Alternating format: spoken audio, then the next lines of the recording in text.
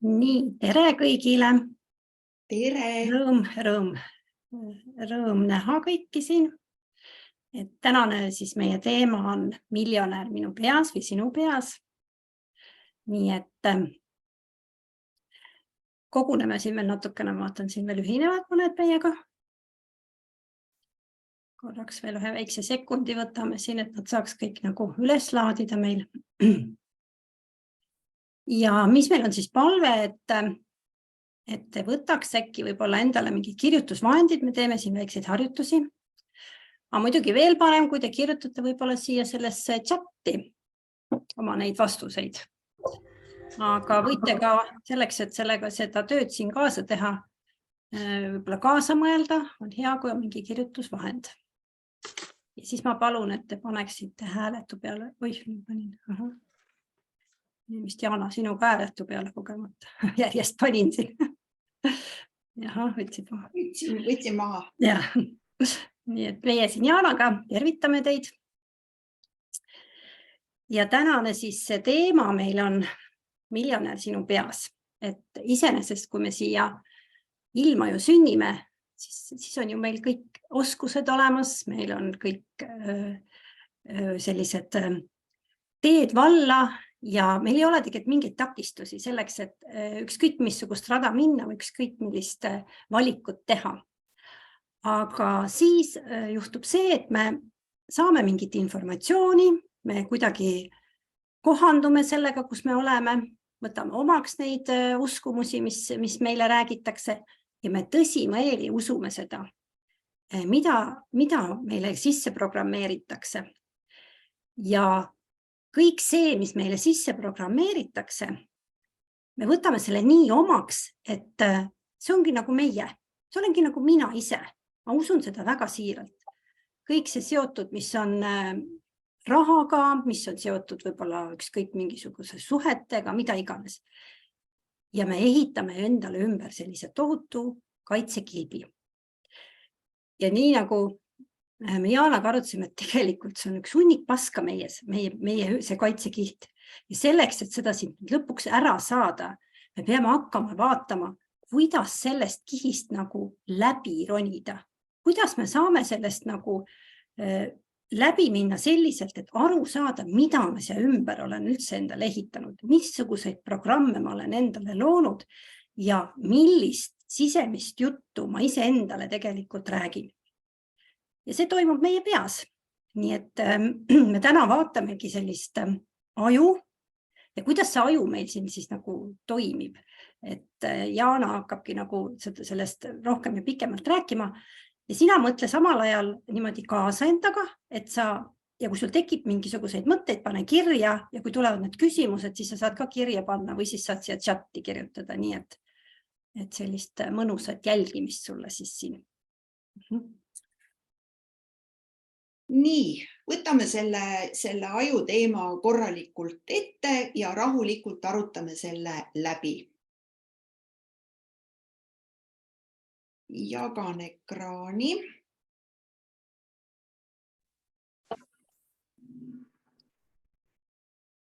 Nii.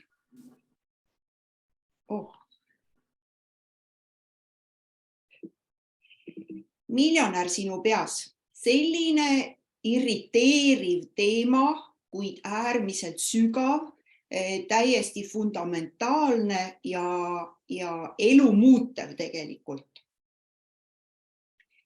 See on täielikult loodusseadus, et igas inimeses on kõik olemas, Kairi juba mainis seda, mida vaja heaoluks elus ja suureks sissetulekuks.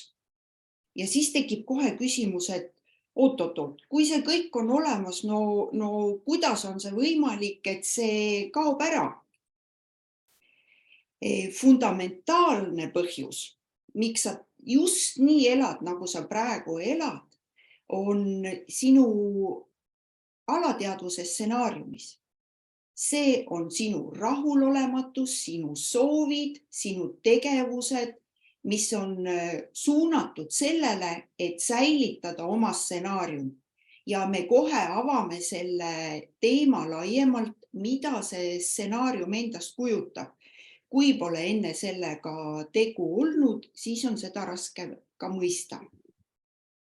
Tahan korraks siia sisse tuua ka meie koolituse ühe üliolulise teema, kuid see aitab lahti mõtestada seda, et kust kohast see meie stsenaarium pärineb.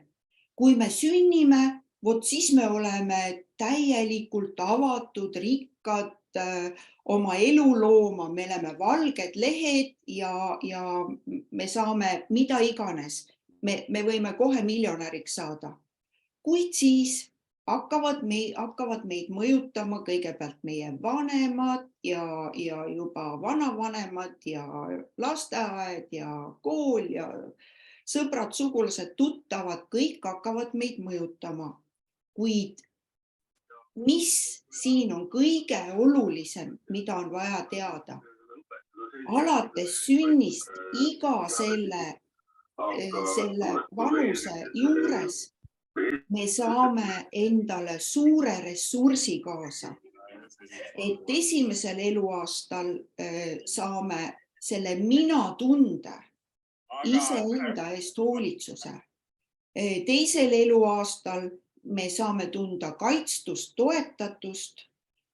Kolmandal eluaastal tekib meil sisemine jõud ja juba kooli ajal hakkame me taipama, millised on eluseadused.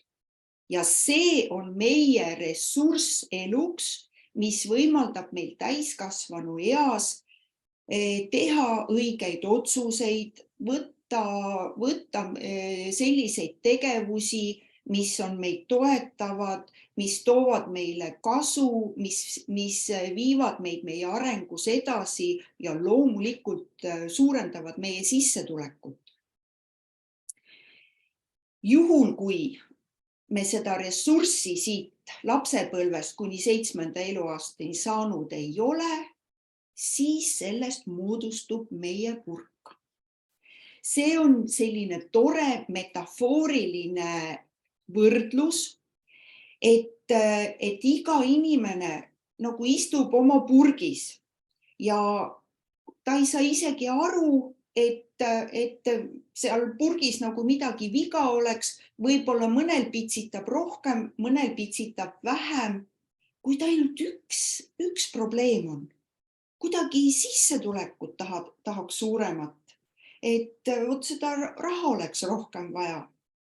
Aga asi on selles, et kui sinul on oma see kindel purk, sul on omad ressursid, mida sa oled lapsepõlvest kaasa saanud, siis sinna purki lihtsalt ei mahu rohkem raha, kui sinu mõttemaailm võimaldab. Sinna näiteks sellepärast, miks need inimesed, kes võidavad kas miljoni või 10 miljonit, nad lihtsalt märkamatult kulutavad selle raha ära, sest nad ei ole võimelised seda summat vastu võtma, sest nende purki ei mahu lihtsalt nii palju. Ja kõige selle põhjus, miks me istume selles purgis ja miks meil on sissetulekuga nii nagu on meie kallis aju. Väga hästi on selle aju struktuuri välja toonud neurofüsioloog Paul MacLean.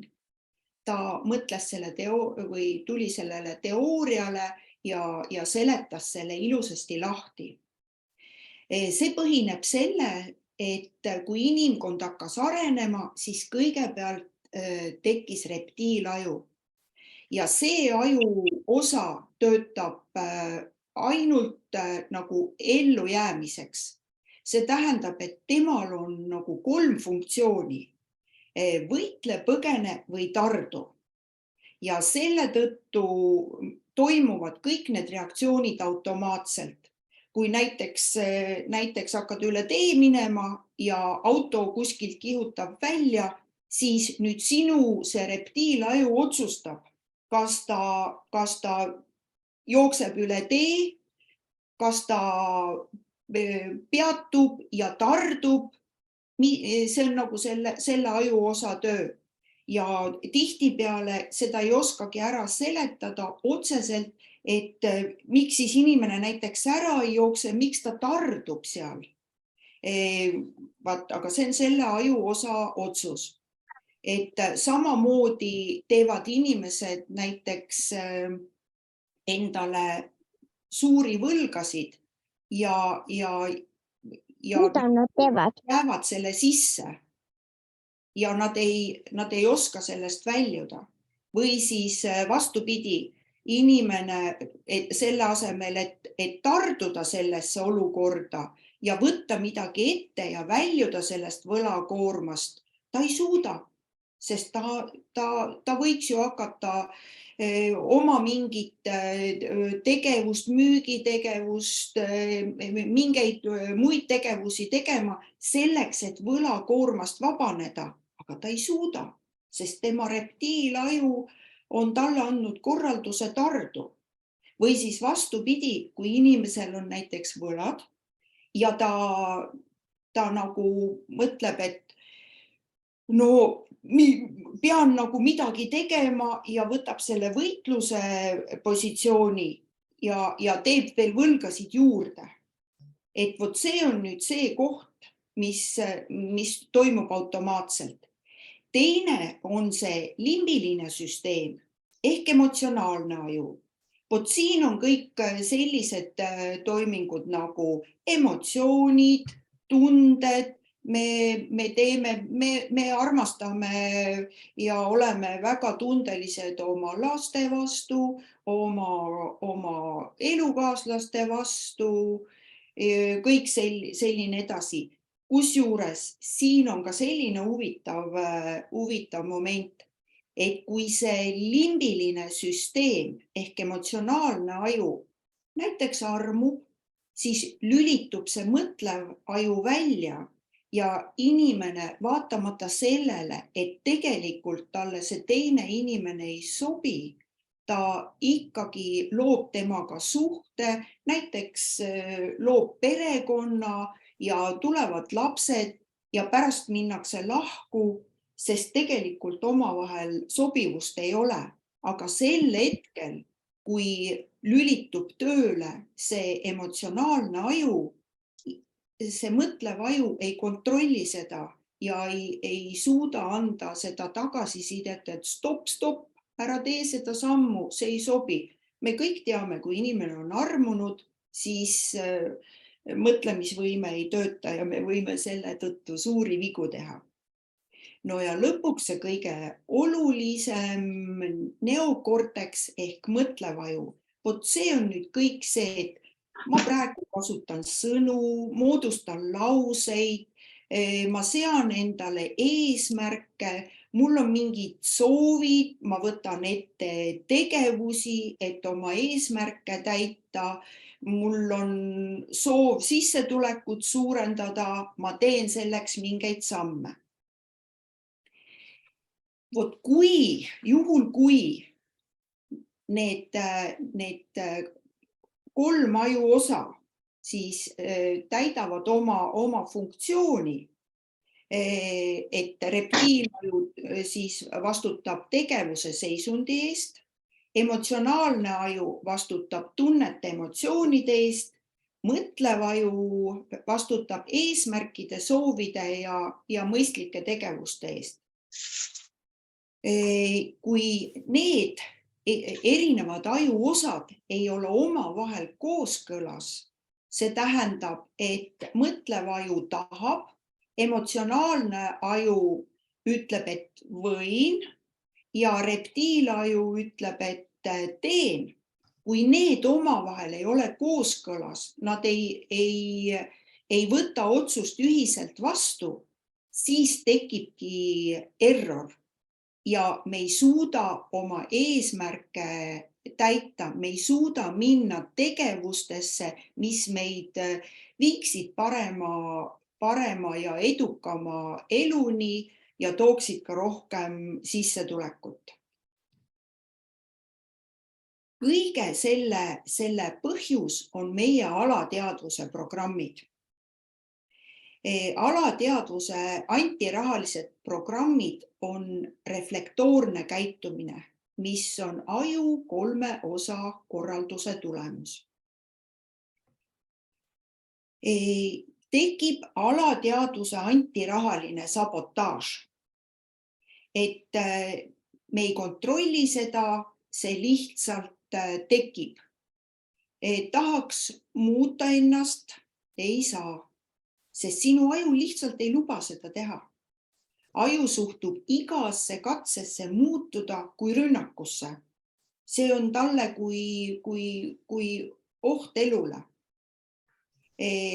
Selle näiteks nagu soovin hakata kulutama enda peale või hakata koguma rahalist turvapatja.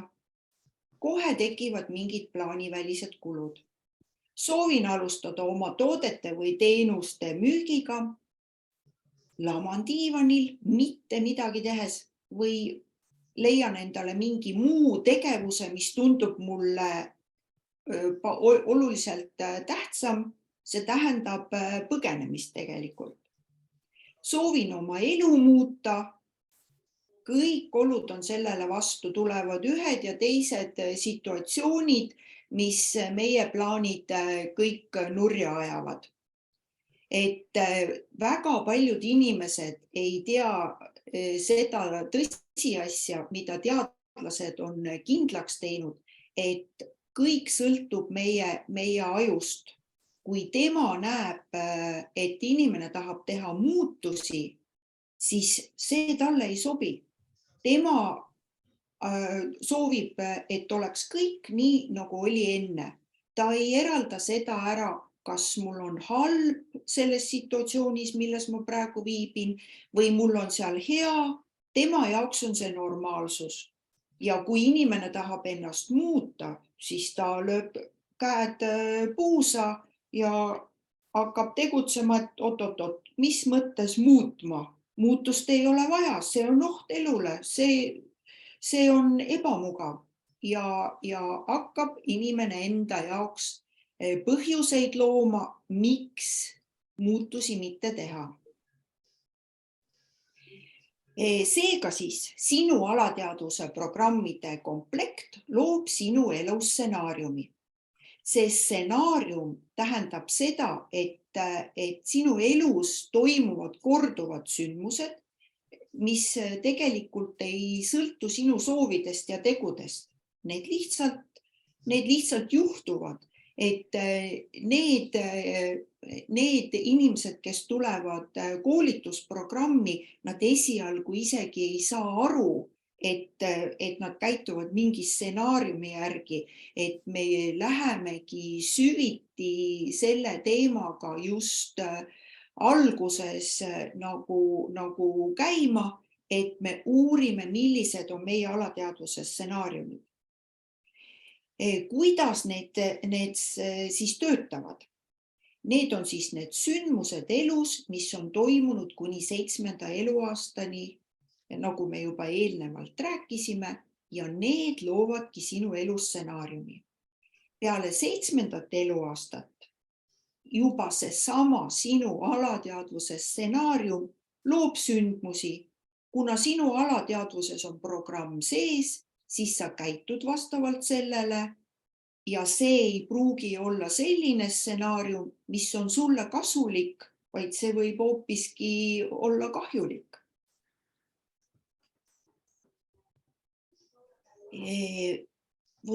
Nüüd tekib küsimus, et kas on raske väljuda stsenaariumist ja muuta oma elu?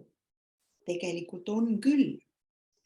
Aga õnneks on olemas nagu väga head võtted, väga head psühholoogilised lähenemised, on väga head praktilised harjutused, mis aitavad sellest stsenaariumist väljuda, et luua oma elu sellisena, nagu sa soovid. Siinkohal nüüd tahaks mainida seda, et vot nende 3 aju osa vahel väga tihti tekib konflikt. ja selle tõttu ei saagi neid oma soove, oma eesmärke realiseerida. Näiteks soovin ennast realiseerida, aga pere on olulisem. See on see moment, et nüüd on mul kaalukausil, ma tahaks ka hakata oma äri arendama, ma tahaks hakata oma sissetulekut suurendama, aga ei, ma pean ikkagi hea ema olema, ma pean hea isa olema. Kuidas ma siis nüüd oma lapsed jätan unarusse? Tegelikult on see täiesti võimalik ühildada oma ellu, et aja teadlikul planeerimisel on võimalik pühenduda nii eneserealisatsioonile kui ka oma perele. Kuid siin lülituvad veel sellesse protsessi eneseväärtustamine, mingite tegevuste delegeerimine, oma aja planeerimine, kõik hästi palju muid asju ka veel, aga see ongi kõik meie alateadvuse stsenaariumis kinni, kuivõrd me seda suudame rakendada. Muideks isegi see on stsenaarium, et te praegu istute siin arvuti taga, kuulate seda webinari, aga kas te saate seda teha täieliku keskendumise ja pühendumusega? Võib-olla lapsed käivad ukse vahelt sisse ja küsivad emme või isi, kas ma tahan seda ja teist ja kolmandat või abikaasal on midagi vaja. See on ka puhtalt stsenaarium, kas sa suudad nagu ka oma perele selgeks teha, et ma vajan hetkel isiklikku ruumi. See on minu kvaliteetaeg, et ma kuulan midagi olulist enda jaoks. Soovin rohkem raha, kuid jagan raha kergekäeliselt.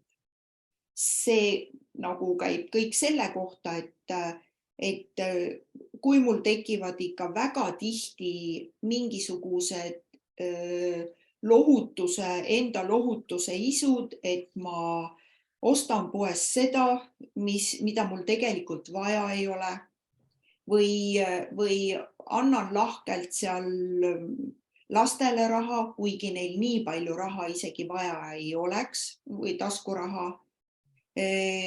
Tahan lihtsalt olla nagu hea ja pakun seda raha vasakule ja paremale. Soovin stabiilsust, kuid samas tahan ka heakskiitu. See tähendab, et ma soovin olla enesekindel, soovin oma asja ajada, soovin sellega nagu jõudsalt areneda, kuid samas ikkagi on mul seda heakskiitu vaja ja ma teen midagi meeldimise eesmärgil, mitte sellel eesmärgil, mis minu jaoks on oluline ja vajalik, vaid kellegi teise heaks. Et kui minu poole nagu keegi pöördub ja ma tulen talle vastu, olgu need kas või omad lapsed või omad vanemad, kui me ummisjalu tormame neile appi esimese selle kutse peale, kui meil parasjagu on näiteks mingi oluline oma äriga seotud teema pooleli, siis sealt sissetulekut ei tule, see on rahaline kadu. Sellised nüansid, mis tunduvad nagu mitte midagi ütlevad esialgu, need määravadki meie elu. Soovin, et mu lastel oleks kõik hästi. See käib eriti täiskasvanud laste kohta ja sellega on tohutult palju näiteid, kuidas see mõjutab vanema ja lapse suhet ja kuidas see aitab mõlemal oma sissetulekut suurendada. See täiskasvanud laste toetamine tähendab ju põhimõtteliselt seda, et kui laps läheb ellu, hakkab ise raha teenima, siis on ju täiesti selge, et tal ei ole see esialgu lihtne. Ta kindlasti ei pruugi saada nii suurt sissetulekut, nagu oleks vaja. Ta peab mõtlema selle peale, kust kohast kokku hoida, kuidas rahatarku otsuseid teha, õppida nagu rahamaailma tundma, et endale seda rahalist heaolu tulevikuks luua. Aga vanematel tihtipeale, kui nende alateadvuse stsenaarium või programm seda ette kirjutab, siis neil hakkab oma lastest kahju. Oi, tal on nii raske ja ta peab nii palju vaeva nägema, et ma saan ju talle anda. Aga mida see tegelikult lapse jaoks tähendab? See tähendab, et laps tunneb ennast nõrgana, ta ei saa nagu iseenda peale toetuda, ta ei tunne oma seda jõudu ja vägevust, et ma saan hakkama. Loomulikult võib raske olla, aga kui nendest raskustest omal jõul läbi minna, siis sellest lapsest kasvab tugev inimene, tugev isiksus, kes saab edaspidi igasuguste probleemidega hakkama. Et tema tiivad on tugevad, nagu ikka mulle meeldib seda näidet tuua, et linnuema ju tõukab ka oma pojakese pesast välja, kui ta kardab lennata ja ei julge seda esimest sammu astuda, siis just selleks, et laps tajuks oma jõudu, ta lükkab selle pojakese pesast välja ja saab jalad alla ja saab elule. Soovin meeldida, kuid näitan oma ilu. Selle taga on see, et meeldida soovimine on, olgu see äri või olgu see missugune iganes müük või teenuse pakkumine. See on väga normaalne asi, et ma pean olema meeldiv, minuga peab olema meeldiv suhelda, ma pean teisele inimesele pakkuma emotsionaalset rahulolu. Aga kui ma hakkan ennast upitama ja rääkima ja näitama seda, et kui äge tegelane mina olen ja mida ma kõike suudan ja minu jaoks on kõik võimalik, siis see jätab sellise halva mulje ja see juba tõmbab jälle sissetulekut alla.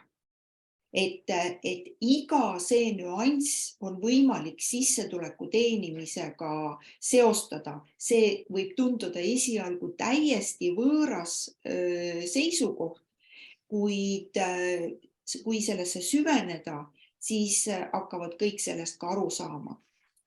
Soovin suurt sissetulekut, kuid pean ennast hoopiski rahast kõrgemaks. Kindlasti me kõik oleme selliste inimestega kokku puutunud, kes ütlevad, et minule jäta see raha teema, mul ei ole seda raha vaja, ma olen ka ilma rahata õnnelik. Raha on räpane asi ja mina ennast sellega ei seo. Või mina ei pea siin ka mis ma siin hakkan neid suuri rahasid küsima ja siis ma võin väga nagu nõme välja näha. Vot see on täpselt see koht, kus toimub jälle rahakadu, kui inimene peab ennast rahast kõrgemaks. Ja loomulikult väga selline aktuaalne teema nagu kaalust alla võtmine. See on ka konflikt aju 3 osa vahel. See tähendab, et üks aju osa ütleb nii, mõistus ütleb, ma tahan alla võtta. Ja emotsionaalne osa ütleb, et see kook on nii maitsev ja no kas ma ei või siis, ma täna söön selle ühe koogi ära, aga homme ma alustan nagu seda korralikku elu, et siis ma enam ei söö. Ja siis tuleb homme ja siis kõik kordub samamoodi. See on meie aju 3 osa konflikt. Aga milline on sinu stsenaarium?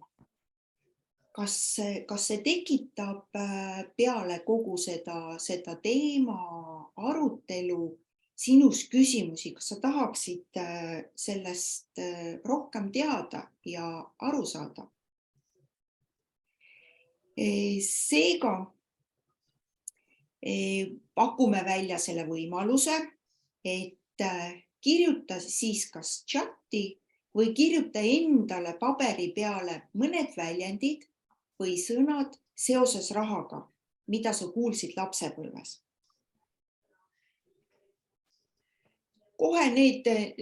Kohe pikalt mõtlema ei ole, pikalt mõelda pole mõtet, kohe esimesed asjad, mis pähe tulevad. Need ongi õiged. Siin on nagu sellised, et raha ei kasva puu otsas. Ja, et räägitakse, et rikkad inimesed, ega neil see raha ausal teel ei tule. Või on üldse nii, et rahast üldse ei räägita. See on hästi levinud ja tekitab sellise tunde, et kas see on nii ebamugav teema, et ei tahaks sellest üldse rääkida. See on ka väga levinud. Nii, kas veel keegi on julge midagi siia jagama?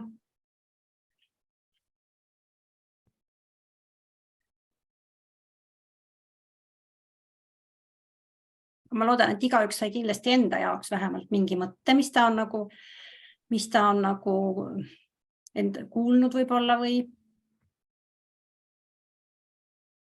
Ja, see on väga hea.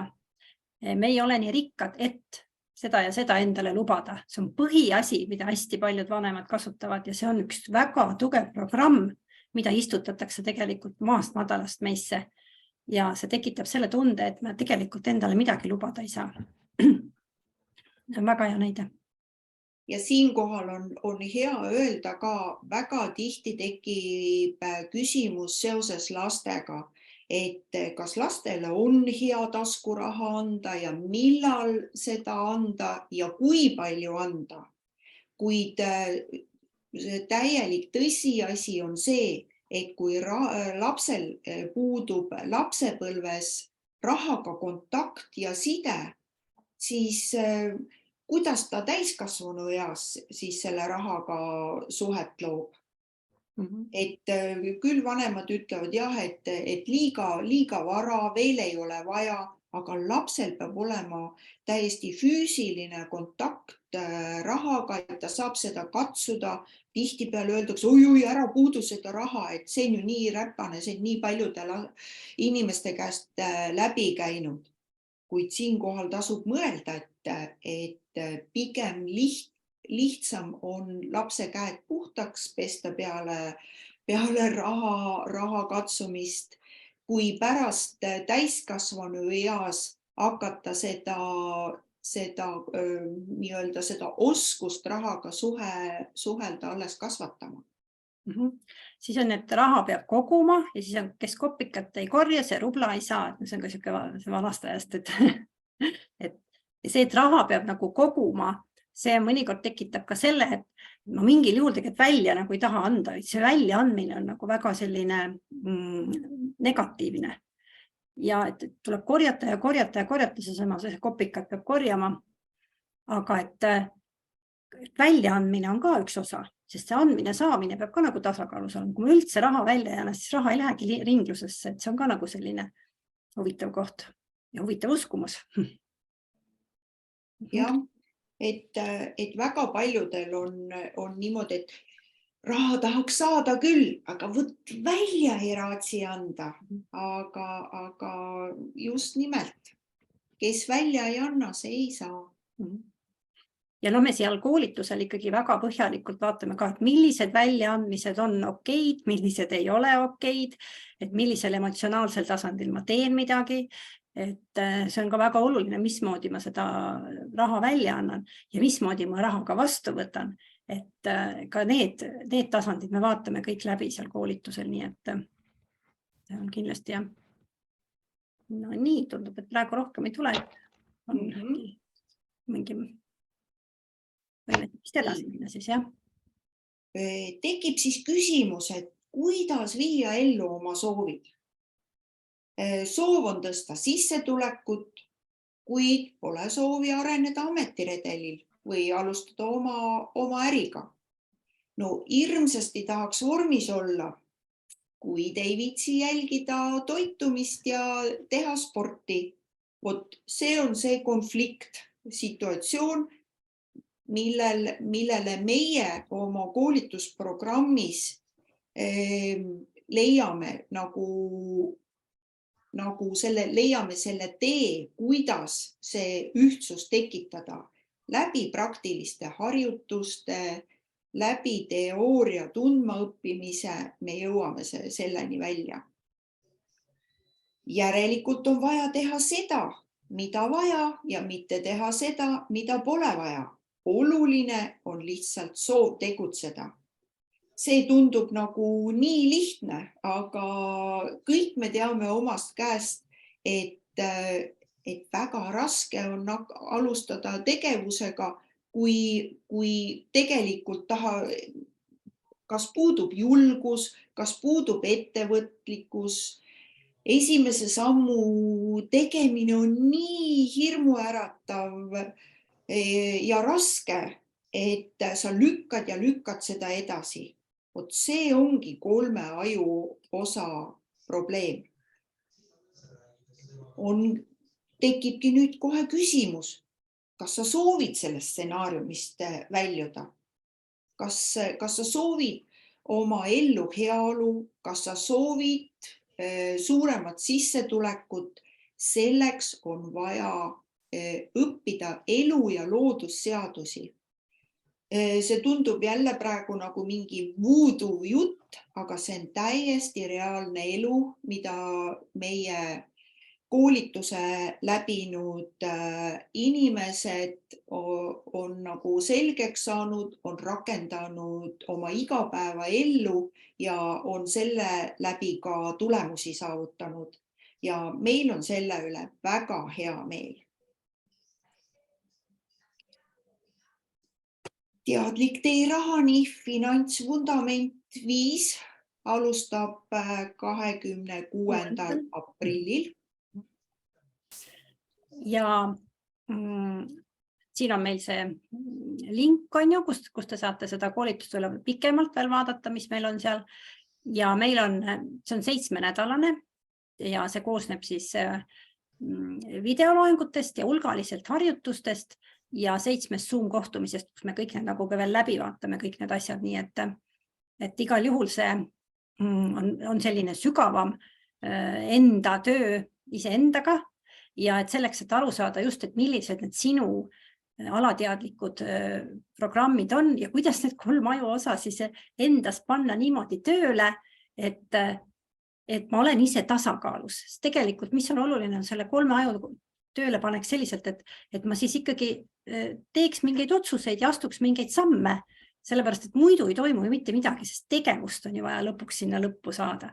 Ja need, kes siis nüüd siin tänasel sellel on, siis ma panen siia ka, meil on 50. On selline kood, millega saab tegelikult veel allahindlusega praegusel hetkel kehtib veel soodushind ja siit saab veel 50 alla, nii et võite vaadata, kui nüüd registreerimisel seda koodi kasutate seda. Mis see kood on? 50 raha. 50 raha. Just. Seda saate kasutada, registreerimisel sinna koodi panete sisse, siis te saate veel boonust 50. Nii et igal juhul meie teid kõik ootame sinna rõõmsalt koolitusele selleks, et te saaksite iseendast paremini aru, paneksite tööle oma ajuosad ja me teeme läbi seal väga mitmeid erinevaid tehnikaid ja vaatame läbi spiraalse dünaamika, prioriteetide püramiidi ja veel väga mitu väga olulist osa, nii et igal juhul olete kõik väga-väga oodatud. Saad sa, Jana, veel midagi lisada? Hea teada on seda, et see nii-öelda rahalise sissetuleku kasv, see on nagu kirss tordil. Tegelikult see muudab reaalset elu. See muudab teie suhet lastega, suhet oma abikaasadega, oma vanematega.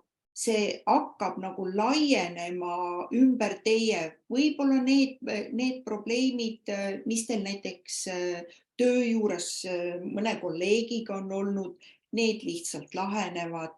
Et see on täiesti eluline teema, mis laieneb ümber teie. Isegi ei oska ette kujutada, mis muutusi see võib kõik ette tuua. Et tegelikult mulle meeldib ikkagi see Jäämäe näide tuua. See on kuidagi nii näitlik ja väga hästi mõistetav. Kui me vaatleme Jäämäge, siis see üks väike tipp on vee peal, aga see suur võimas osa on vee all. Siis see väike veepealne osa on raha. Aga kõik see, mis sinna vee alla jääb, see on iga inimese mõttemaailm, ellusuhtumine, suhtlemine teiste inimestega, elu- ja loodusseaduste rakendamine. Vot see on see, mis loob raha. Et ei ole võimalik suurt raha teenida, kui ei ole seda baasi, seda vundamenti, mis võimaldaks raha teenida. Et miks meil see vundament on selle koolituse nimeks ka, sest kui tahad maja ehitada, siis korralikul majal peab olema ka korralik vundament. Aga kui inimene isegi ei saa aru, et mingid plokid sealt vundamendist on katki läinud ja välja tulnud või mingid on üldse puudu, siis kuidas saab sinna korraliku maja peale ehitada? Meie pakumegi selle võimaluse teha see vundament korda läbi süvatöö iseendaga. Loomulikult oleks väga mugav, kui keegi teeks sõrmenipsu ja ütleb, et tee seda ja kõik on korras ja nüüd hakkad sa suurt sissetulekut saama. Siis andke andeks, ma olen ise selle kõik läbi teinud, see ei ole võimalik. Et ikkagi peab iseenda sisse vaatama ja läbi iseenda oma sissetulekut suurendama. Ja meie aitame teid selles osas.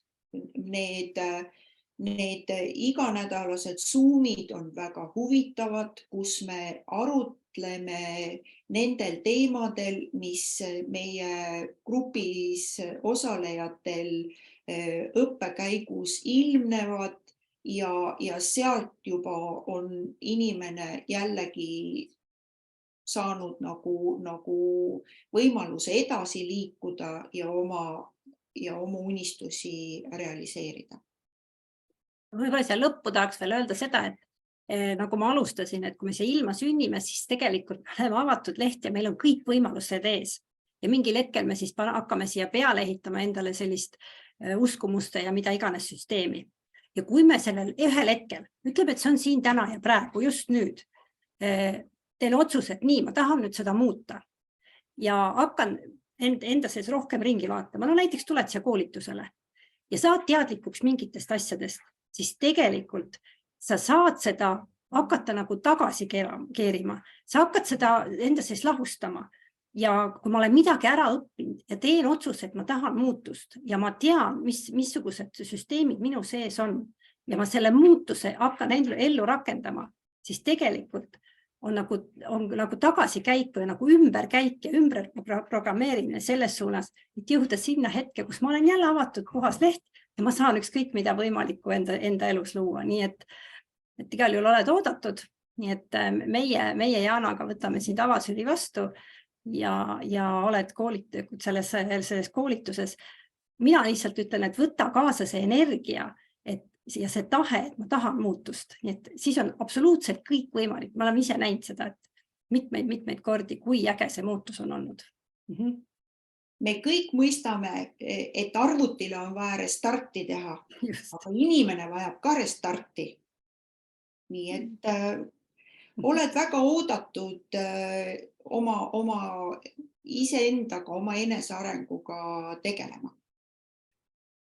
Nii et kohtumiseni. Kohtumiseni.